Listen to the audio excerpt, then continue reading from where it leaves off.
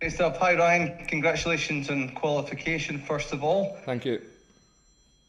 How are you feeling physically and mentally after the 3 away games and all that went with that?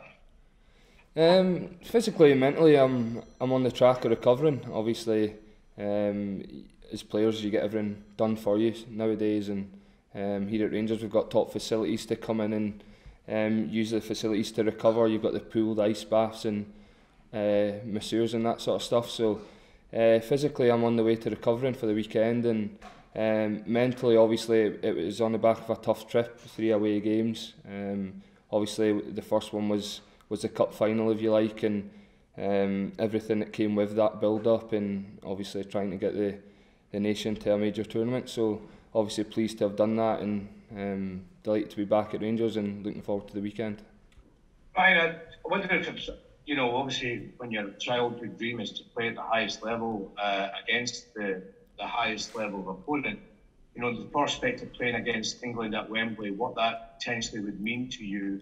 I know that you've got in the Steve Clarke's team. How determined are you to stay in it? Yeah, I think obviously you touch on the England game there, that like as players we obviously knew beforehand what the draw was, who we were going to play, obviously Croatia, Czech Republic, England, and so that was there for us to know that look, you go and get the nation to a major tournament and you're going to come up against England at Wembley, and obviously we pray that we can have supporters back in time, and we can have Hampden full for the other 2 matches as well. But as you say, it's a mouth-watering tie, and it's one as a player that it's to look forward to. But I think for now it's we kind of have to just put it in the cupboard, if you like, and wait until that comes around, because I think at club level there's going to be a big few months ahead, a lot of matches, and then obviously next March we're going to have the start of the qualification campaign, which is going to be another huge challenge for us to meet. So, but as you say, it's one that we look forward to. Hi Ryan. Obviously, we saw the glory and the celebrations after the game in Serbia. After going through that and having those feelings, how desperate are you to experience that with Rangers? Yeah, look, it was a great night.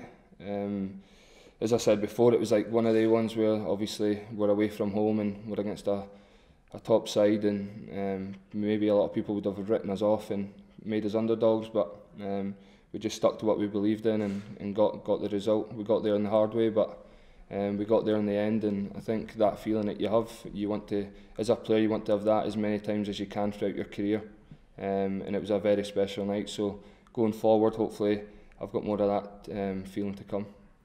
Hi Ryan, how sort of raring are you to go again for league action on Sunday, especially after obviously that emphatic win over Hamilton?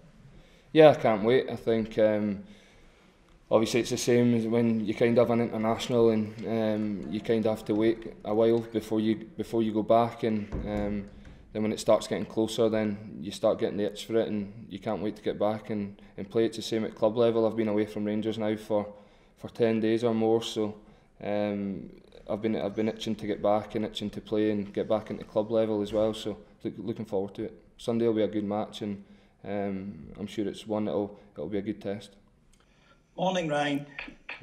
What kind of game are you looking forward to on Sunday with the visit of Aberdeen to Ibrox? Yeah, I think obviously Aberdeen are going very strong at the minute.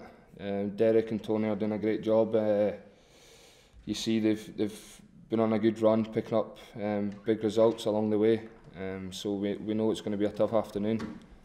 They always come and give us a tough game. So it's one for us as players that it's a big game, and we look forward to it. Hi Ryan, if I could just follow up on Raman's question about the England game, can you just give us your childhood memories, if you had any, of Scotland England games? And also, Derek McInnes was talking yesterday about Aberdeen's record down in Glasgow. I think it's over the last 10 games. Yourselves have won 5, Aberdeen have won 4, and there's been 1 draw, so it's fairly close. But I suppose that's probably not good enough from your standards. You'd be hoping that you can start improving in that record and have it more sort of heavily weighed in your own favour.